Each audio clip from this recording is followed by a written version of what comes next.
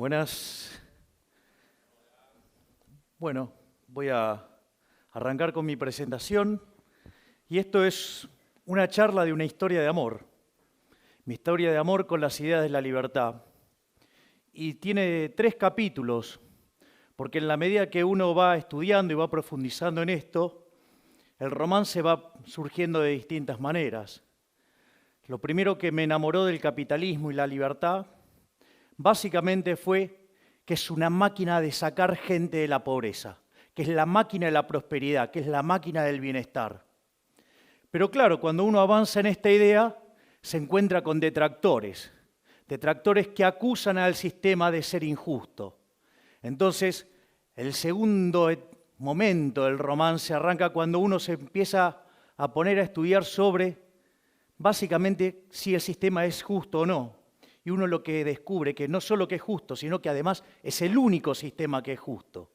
Y como si fuera poco, la tercera etapa es una etapa estética, donde claramente uno llega a lograr percibir la superioridad estética del capitalismo.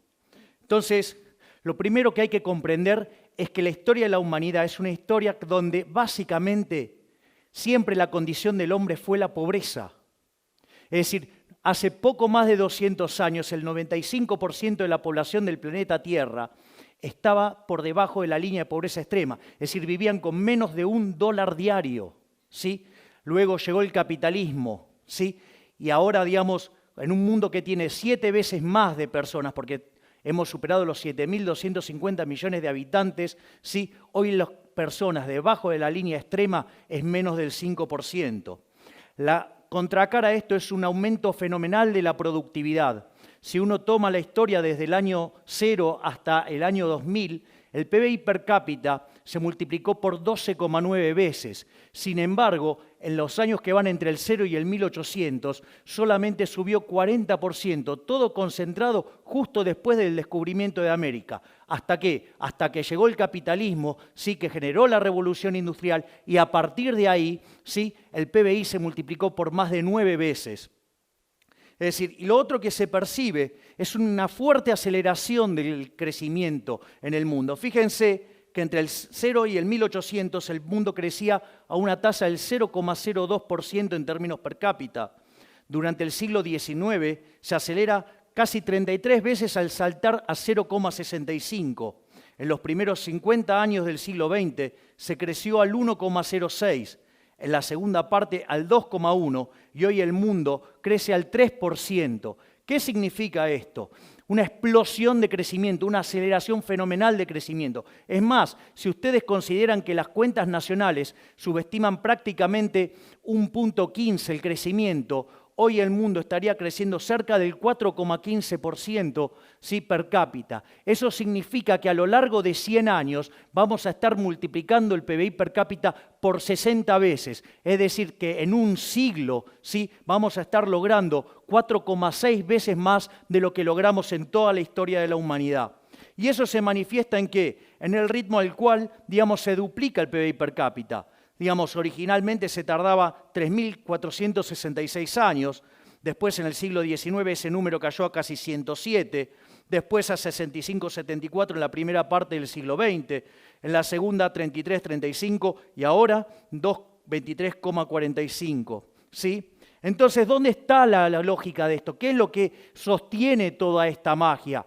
La libertad, es el modelo de la libertad. Es decir, aquellos países que son más libres, crecen más que el doble de aquellos que son reprimidos, ¿sí? ¿Y cuál es la consecuencia? Que aquellos que son más libres tienen un PBI per cápita casi 8 veces más grande que el PBI per cápita de los países reprimidos.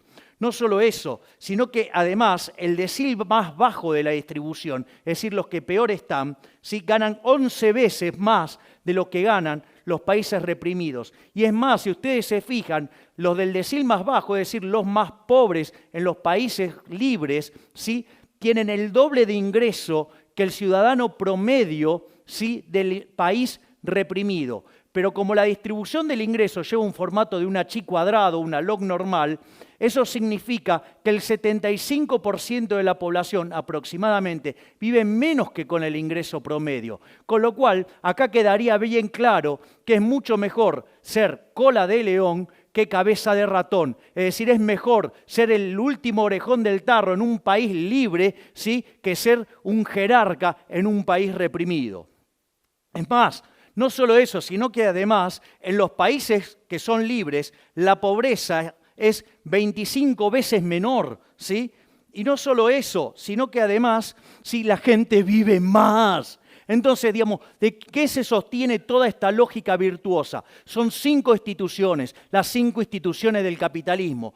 Y estas van combinadas, por ejemplo, la propiedad privada con los mercados libres. Es decir, ustedes no pueden hacer transacciones voluntarias si no son dueños de los bienes que están transando. Y como consecuencia, es muy importante que no haya intervención del Estado, porque cuando supongan ustedes, sí, podrían ser dueños nominalmente de algo, pero el Estado le dice cómo usarlo, cómo disponer de ello, a qué precios, eso ya dejaría, sí, de ser libre. Por lo tanto, los precios no estarían cumpliendo la función que tendrían que cumplir porque no tendrían sentido. Entonces, digamos, es muy importante la propiedad privada para que sean ustedes los que intercambian lo que está en juego, ¿sí? Y que lo hagan libremente. ¿Por qué? Porque eso va a registrar un precio y eso va a ser una señal que se va a transmitir al sistema y el resto de los agentes de la economía se van a coordinar respecto a ese precio. Y ahí viene la tercera institución del capitalismo, que es la competencia. Es decir, que haya libre entrada y salida. ¿Para qué? Para que los recursos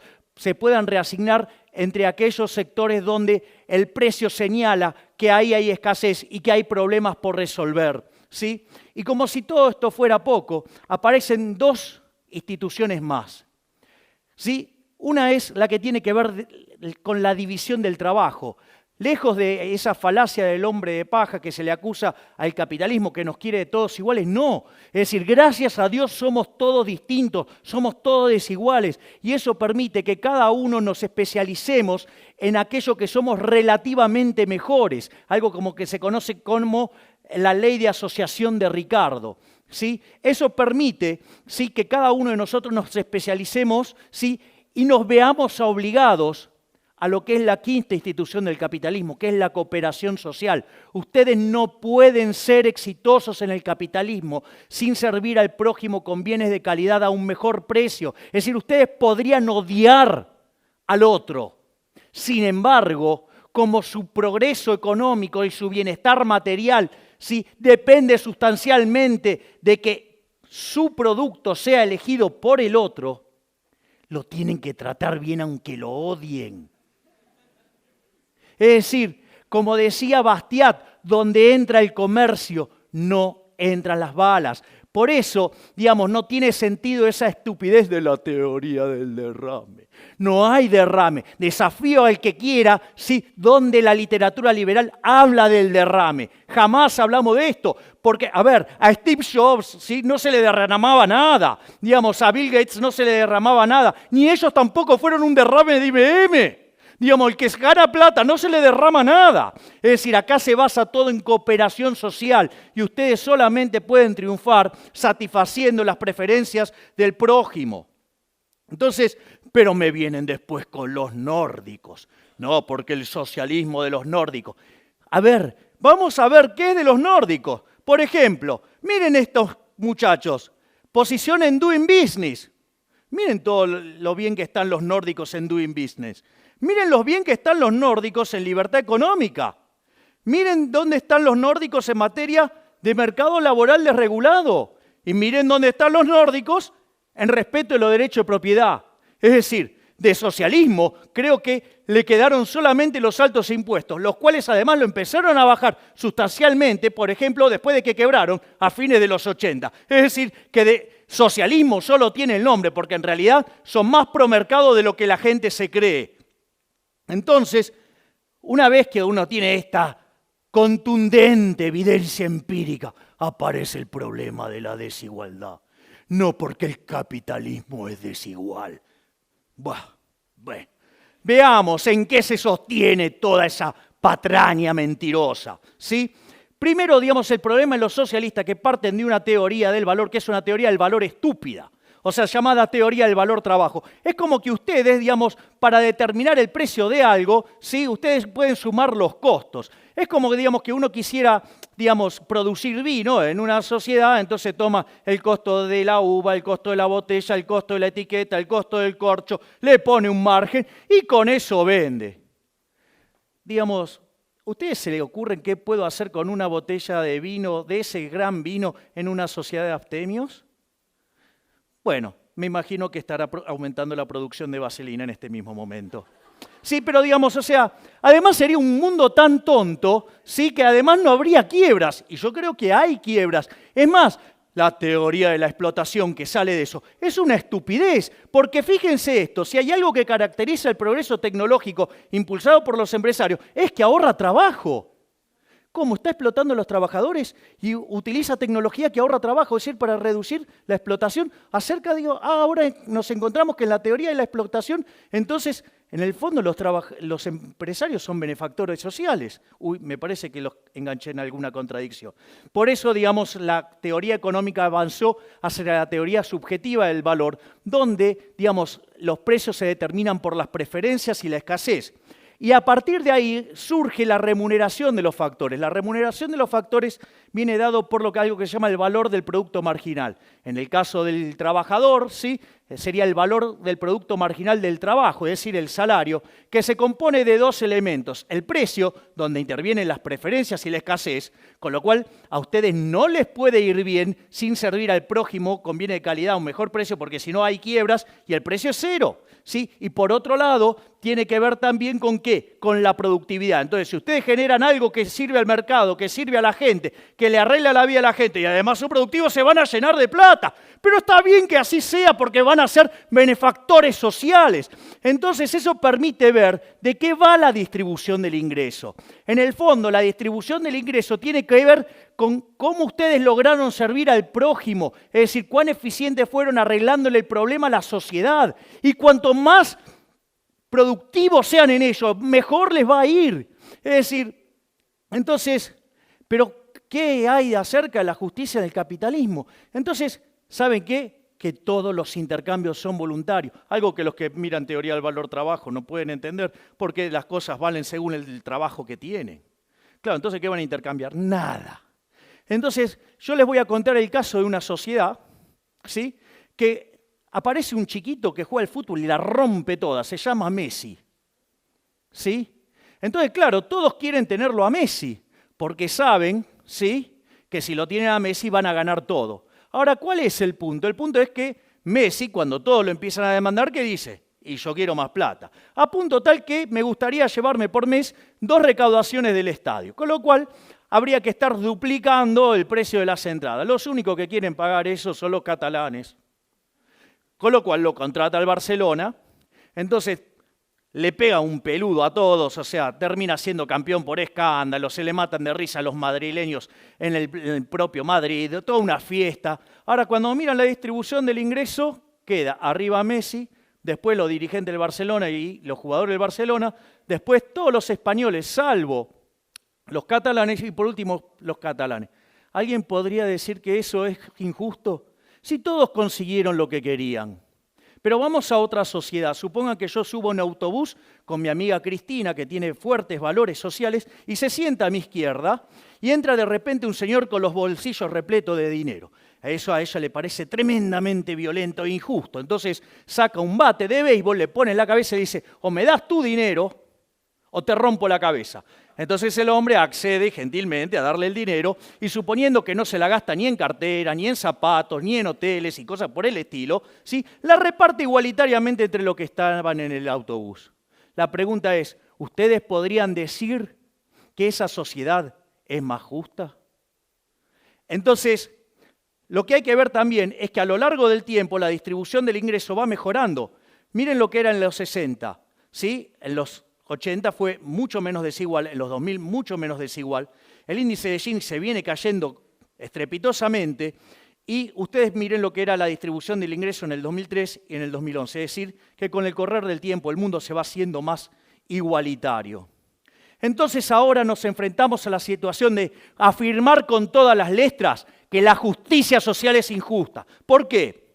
Primero entendamos la lógica populista. La lógica populista parte básicamente de lo que es la forma de la distribución del ingreso. Si debajo del ingreso promedio vive el 75% de la población, hay un negocio electoral buenísimo que es hablar de pobres y ricos y que le vamos a sacar a los ricos para darle a los pobres. Cuando pasa eso, ¿sí? ¿El resultado cuál es? Mire, digamos, electoralmente garpa un montón, ¿sí? Porque ustedes le están hablando del 75% de la población, pero lo que hay que entender es que la torta no es algo que está fijo, sino que por la teoría de la distribución, ustedes ya vieron que es un proceso dinámico que se genera en el mercado, porque si ustedes produjeran algo que no les sirve a nadie, van a la quiebra y no sacan ningún ingreso. Consecuentemente, ustedes ahí lo que tienen es que la lógica del populismo y el socialismo lo que hace es destrozar los incentivos, hace que la torta termine siendo más chica y que todos terminemos siendo más pobres. De hecho, digamos, siempre fue un sistema basado en generar gran cantidad de miseria.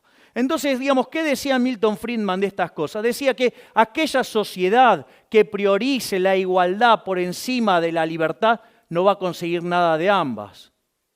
En cambio, aquellas sociedades que prioricen la libertad por sobre la igualdad va a conseguir mucho de las dos cosas. Es más, ya lo decía John Stuart Mill, digamos, aquellas sociedades que se preocupan más por la igualdad que por la libertad termina siendo una sociedad de saqueadores. Entonces acá aparecen dos grandes logros del liberalismo que tiene que ver con la igualdad ante la ley, ¿sí? Veamos el caso de lo que se llama la redistribución del ingreso y en el caso de los impuestos progresivos. O sea, cuando ustedes ponen impuestos progresivos, es decir, aquellos que gravan con mayor fuerza a los que mejor sirven al prójimo, conviene de mejor calidad o mejor precio, ¿sí? Ustedes eso lo que implica es tratar de manera desigual frente a la ley a la gente, castigando al exitoso, con lo cual castigan a la producción. Y además, le aviso que digamos, este mecanismo es un robo, porque es ni más ni menos que hacer caridad a punta de pistola, ¿sí? Entonces, digamos, cuando ustedes caen en esto, sin lugar a dudas le va a ir mal. Entonces, en el fondo, lo que ustedes tienen que comprender es que estamos frente a una discusión de valores. Por un lado, el socialismo, basado en la envidia, el odio, el resentimiento, la desigualdad ante la ley, el robo y por sobre todas las cosas tratar de igualar a los que somos desiguales. Consecuentemente, un sistema violento que siempre se aplicó por la fuerza y se llevó puesto más de 100 millones de vidas humanas. Y por el otro lado tenemos el liberalismo, el capitalismo, que no es ni más ni menos que el respeto irrestricto del proyecto de vida del prójimo, ¿sí? Basado en la propiedad privada, basado en los mercados libres, basado en la poca intervención del Estado, basado en la división del trabajo, basado en la cooperación social, donde se premia el ahorro, donde se aprecia el esfuerzo, el trabajo, ¿sí? Y todo esto, sí, sirviendo al prójimo conviene de mejor calidad o mejor precio. Es decir, el exitoso en el capitalismo no es ni más ni menos que un benefactor social. Pero como si todo esto fuera poco, somos superiores estéticamente. Miren lo que es New York, miren lo que es Cuba. Sí, digamos, yo no conozco gente yéndose de New York para Cuba. Todos se quieren ir al maldito capitalismo. Sí, digamos, es más, o sea, estéticamente hemos sido superiores siempre. ¿Cómo eran los edificios de la Unión Soviética? Eran grises, oscuros, sin ventana, no les daba la luz. En cambio, del otro lado, ¿qué teníamos? Teníamos al Guggenheim, sí, tenemos las Torres Gemelas, sí, el edificio Chrysler, el Empire State, digamos, un conjunto de bellezas, ¿sí? Inventamos la bikini y la minifalda también. Es decir, miren lo que era el auto de los rusos, el Lada. Nosotros tenemos la Ferrari, el Lamborghini, el Maserati, ¿sí? En el fondo, ¿sí?